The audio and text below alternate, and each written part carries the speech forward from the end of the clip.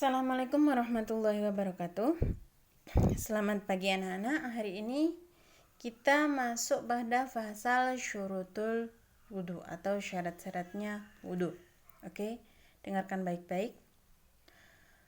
Faslun hada faslun utawi kilah fasal syurutul wudu'i utawi pira-pira syarati wudu. Asyaratun iku 10. Al-islamu suci iku Islam, wa tamyizulan pintar, wa naqa ulan suci anil haidhi saking haid, wa nifasi lan nifas, wa amalan saking barang yamna'u kang nyegah opo barang, usulal ma'i ing tumekani banyu ilal basyarati maring kulit, wa alla yakuna lan arep ora ana alal udwi ing atase ngauta apa ma barang yughayyiru kang wahaken almaa ing banyu, wal ilmu lan weruh bi fardiyatihi kelawan kefarduane wudu, wa alla ya'taqidalan arep ora nekotaken fardhon ing fardu suci min furudihi setengah saking pira-pira fardune wudu sunnatan ing sunah.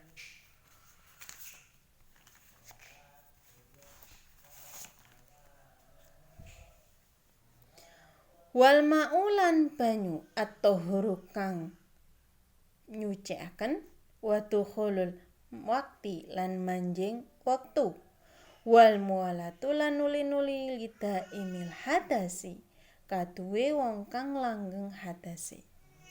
Oke, sekarang masuk pada arti. Faslun syurutul wudu'i, fasal tentang syarat-syarat wudu. Asyratun, syarat-syarat wudu ada 10.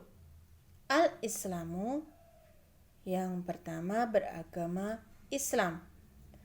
Wat tamyizu, yang kedua tamyiz atau pintar. Wan naqa'u, yang ketiga suci, anil haidi wan nifas, suci dari haid dan nifas. Wa amma yamna'u wusulal ma'i, yang keempat suci dari perkara yang mencegah sampainya air pada kulit. Wa amma yamna'u wusulal ma'i ilal basyarati, yaitu bersih dari perkara yang mencegah sampainya air pada kulit. Wa ala yakuna alal audwi ma yughayyirul ma'a, tidak ada sesuatu pada anggota wudu yang bisa merubah keadaan air. Yang ke-6, wal ilmu bi fardiyatihi, mengetahui fardunya wudu. Wa alla ya'taqida fardhon min furudihi sunnatan. Yang ke-7, tidak meyakini fardunya wudu sebagai sunnah. Wal ma'u tahuru, yang ke-8, airnya bisa mensucikan. Wa dukhlul waqti wal mualatu lidaimil hadasi. Yang ke-9, masuk waktu. Yang ke-10, berturut-turut. Ke-9 dan ke-10 ini lidaimil hadasi, bagi orang yang langgeng hadas atau selalu berhadas. Oke, masuk pada penjelasan. Syarat wudu ada 10. Ini syaratnya wudu ada 10. Jangan lupa dihafalkan. Syarat wudu yang pertama yaitu Islam. Orang yang hendak berwudu harus beragama Islam. Artinya, orang yang beragama Kristen, orang yang beragama Katolik, Hindu, Buddha, atau selainnya Islam, wudunya tidak sah. Ini adalah syarat untuk bisa sah dalam berwudu. Yang kedua, tamyiz. Tamyiz atau pintar, maksudnya pintar sudah bisa membedakan mana baik, mana buruk. Jadi kalau kalian bisa jujur, bisa benar-benar mencatat dari video ibu, bukan hanya menyontek dari teman kalian, itu kalian berarti benar-benar sudah tamyiz ya. Itu namanya tamyiz. Sudah bisa membedakan mana yang baik dan yang buruk.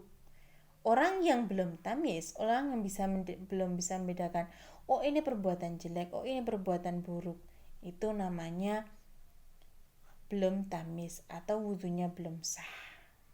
Jadi anak umur 7 tahun kok sudah membedakan, oh mencuri itu salah, oh berbohong itu salah, itu artinya dia sudah tamyiz, wudunya sudah sah.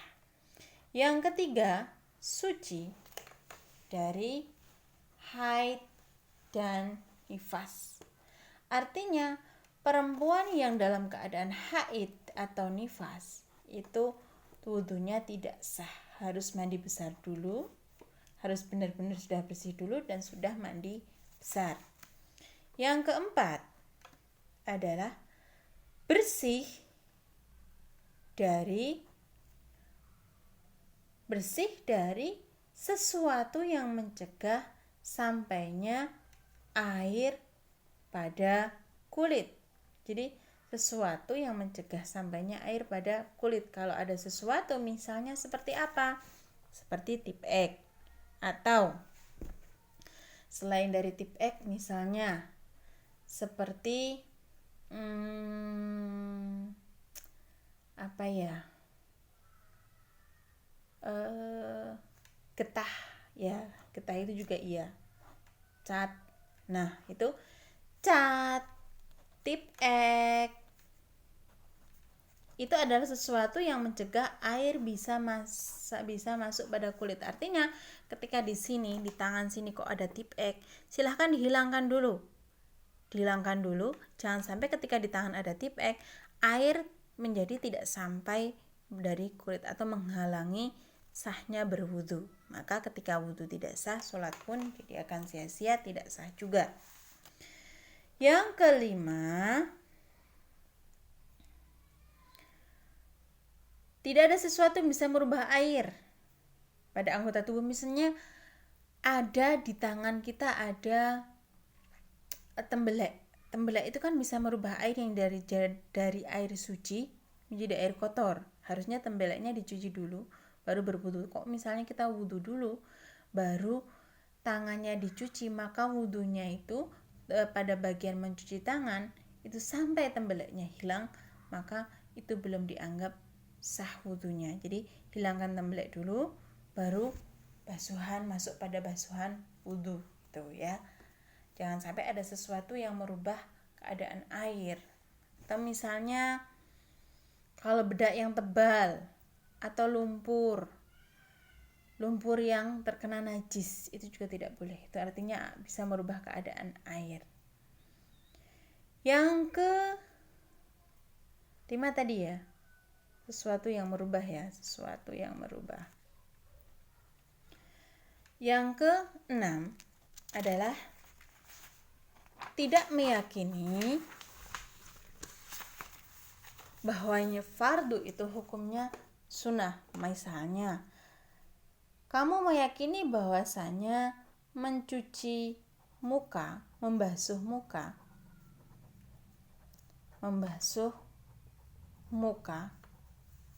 kamu meyakini bahwasanya membasuh muka itu hukumnya sunnah. Atau kamu meyakini bahwasa niat itu hukumnya sunnah, maka wudumu tidak sah.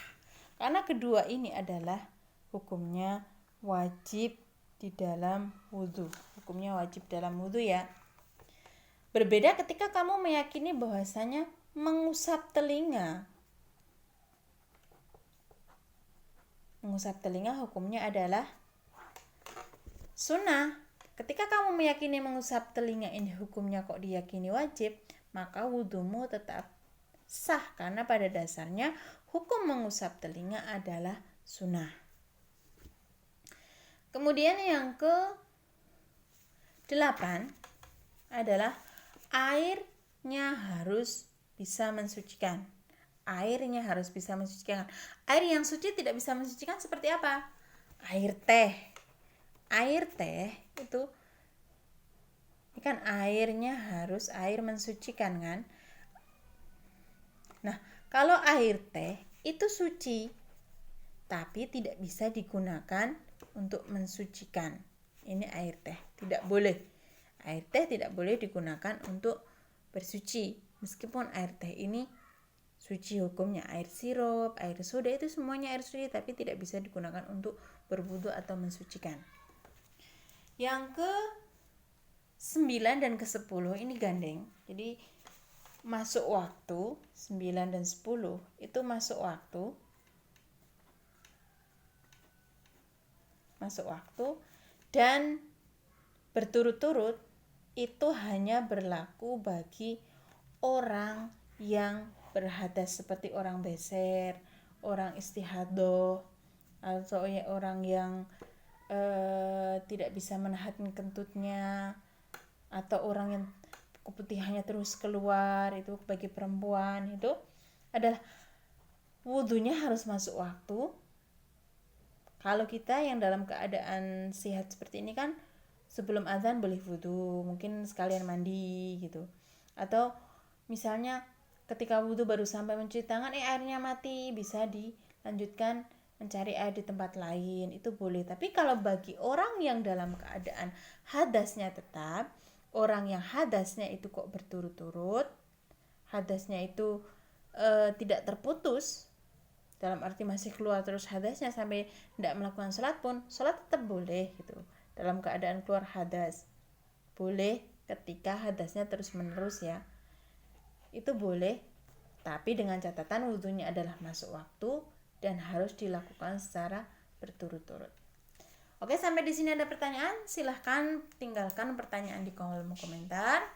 Ibu akhiri dengan salam, silahkan cek tugas di Google Classroom seperti biasa. Assalamualaikum warahmatullahi wabarakatuh.